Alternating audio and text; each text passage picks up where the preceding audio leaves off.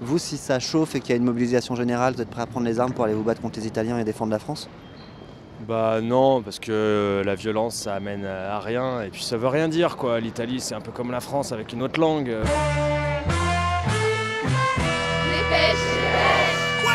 Salut, c'est Livo et je découpe les journaux avec mon micro. Ciao, sono Livo e tagliato i giornali con microfono. Ouais, reste en français, Livo, hein, c'est mieux. Le Progrès de Lyon du 9 février a posé cette question à ses lecteurs et lectrices. Comprenez-vous la brouille entre la France et l'Italie? Et la réponse? Non, à 53%. Dispute à peine croyable entre deux pays amis. Crise diplomatique. Crise diplomatique sans précédent. Une véritable provocation. La France a rappelé donc hier son ambassadeur à Rome. C'est du jamais vu entre Paris et Rome depuis juin 40. Le Monde, 9 février, quand l'ambassadeur français avait dû quitter précipitamment le palais Farnèse après la déclaration de guerre de l'Italie à la France. Il y a 48 heures, Luigi Di Maio, vice-premier ministre italien, Oula, même le 20h de France 2 a sorti la musique qui fait peur. Se rend sur le territoire français pour y rencontrer en secret une délégation de gilets jaunes, dont Christophe Chalençon. Luigi Di Maio jaune a rencontré Christophe Chalençon. Macron a rappelé l'ambassadeur.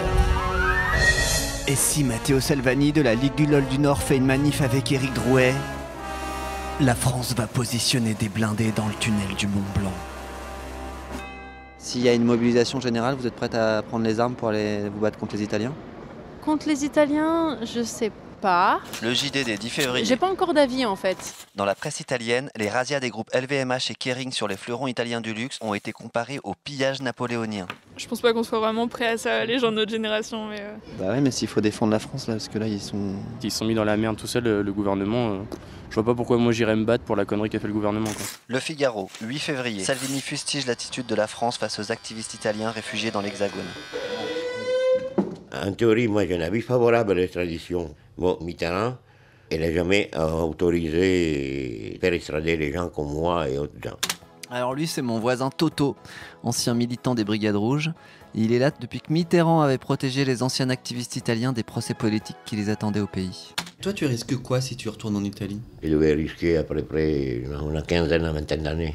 CQFD, février 2019. En 2004, après une nouvelle demande d'extradition de l'Italie, la police antiterroriste arrête Cesare Battisti, alors marié, père de 2 enfants, connu comme auteur de polar. Bon, aujourd'hui j'ai la rage parce que bon, ils se sont permis de mettre en prison, d'enfermer quelqu'un. 35 années, 40 années après, les actes de révolte révolutionnaires qui sont passés en Italie. À partir de 2004, Cesare Battisti séjourne clandestinement au Brésil. En 2010, Lula fait annoncer son refus d'extradition.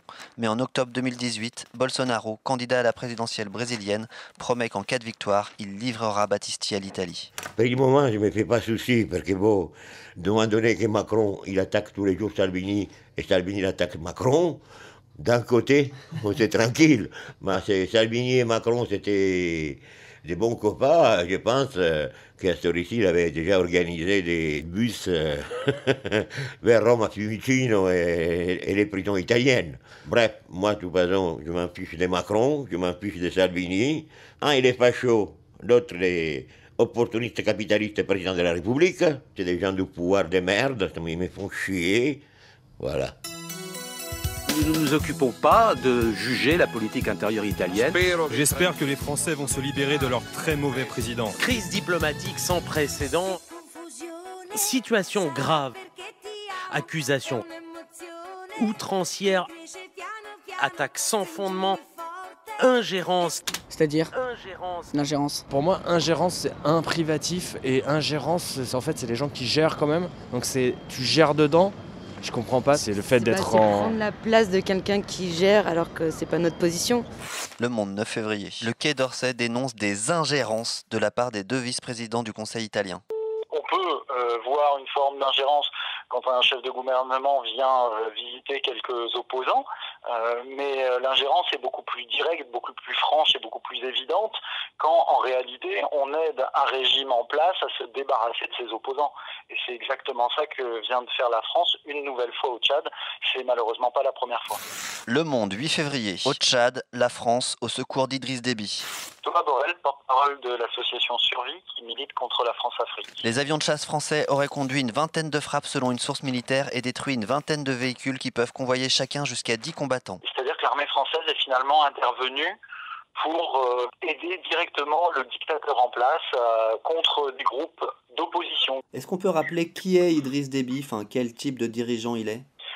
Idriss Déby, c'est un ancien militaire qui a pris le pouvoir en 1990 avec l'aide des services secrets français et de l'armée française et qui s'est distingué par une répression brutale, l'arrestation, d'enlèvement ou de disparition de certaines personnes. Donc c'est aujourd'hui une des dictatures les plus violentes, les plus brutales d'Afrique francophone. Et pendant ce temps-là, au Venezuela, l'Humanité 5 février, Emmanuel Macron soutient le coup d'État de Donald Trump.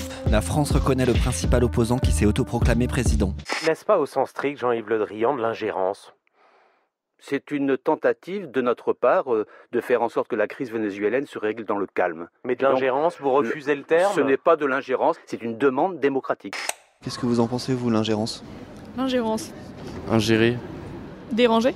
Faire chier des gens, non? C'est ça que tu veux dire?